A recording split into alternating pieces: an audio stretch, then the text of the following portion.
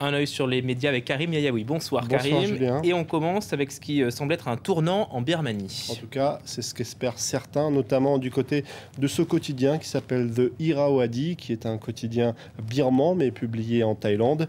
Eh bien, ce tournant, c'est peut-être le tournant de la liberté de la presse. Un certain Tin Swe était depuis des années le monsieur censure du régime birman.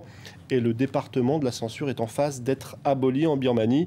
Et d'ailleurs, ces derniers mois, il semble que le contrôle du régime se soit un petit peu adouci, en tout cas ces derniers mois. Et c'est Tin Swe lui-même qui le dit, il n'y aura plus de surveillance de la presse à partir de fin juin. Il donne même une date.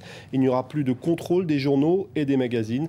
Et puis il y a un autre élément qui peut être un motif d'espoir, puisque le régime travaille depuis quelques mois sur un projet de loi sur la presse. Le texte n'a pas été publié, mais pour une fois, c'est rarissime, des journaux ont été consultés sur le contenu qui couvrirait notamment des droits et les devoirs des journalistes et un code de déontologie.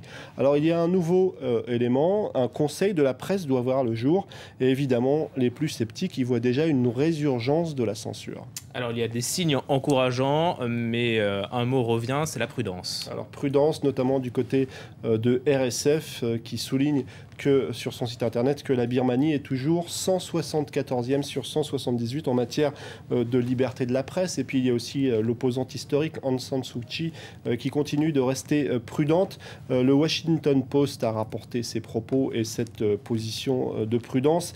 Elle met en garde contre un trop grand optimisme en ce qui concerne l'ouverture à tous les niveaux en Birmanie, pas seulement au niveau des médias. Et elle ajoute que la route est encore longue.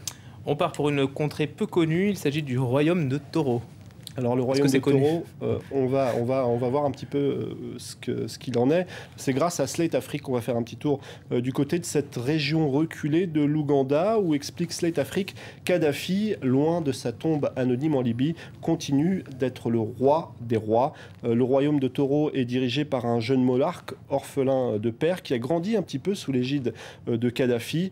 Et on sait que dans un des deux palais de ce royaume, on trouve encore une photo géante de Muammar Kadhafi, le poing levé, qui trône encore dans la salle de réception royale. Alors Muammar Kadhafi était fasciné par ce jeune roi. Je vais vous montrer une photo qui date de 2001. C'est le petit bonhomme à droite pour moi de cette photo.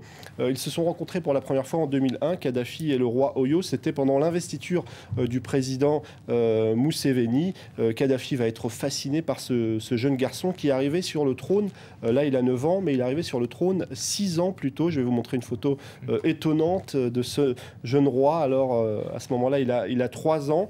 Évidemment, c'est le genre de personnalité, de personnage qui va fasciner Muammar Kadhafi, qui va devenir très proche de la famille du roi. Et au moment de sa chute, eh bien, la reine-mère gardera toute son amitié, c'est ce qu'elle dit à ce moment-là. Elle restera fidèle au dictateur déchu jusqu'au bout. C'est elle, c'est Best Kemisiga. Histoire étonnante. On a vu Marine Le Pen à un concert de Madonna. Alors, elle n'était pas dans le public, la présidente du Front National, mais plutôt dans une des vidéos du concert de la Madone. Alors, c'est plutôt étrange de découvrir Marine Le Pen, la leader du Front National. En fait, Madonna était en tournée du côté de Tel Aviv, en Israël, le 31 mai pour un concert.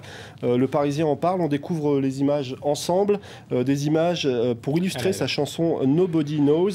Et on voit apparaître le visage de Marine Le Pen et puis celui d'Adolf Hitler avec des croix gammées. On le voit un petit peu mieux sur le site du Parisien, ce visage. Alors, du côté du FN, on se dit incrédule. Que vient faire Marine Le Pen dans les effets visuels d'un concert de Madonna? Mais on ajoute que sans doute, s'il y a procès, on va se faire beaucoup d'argent du côté du Front National. Et ce qui est étonnant, c'est que du côté de Madonna, c'est pas la première fois. Il y a un précédent. Je vais vous montrer cette page YouTube.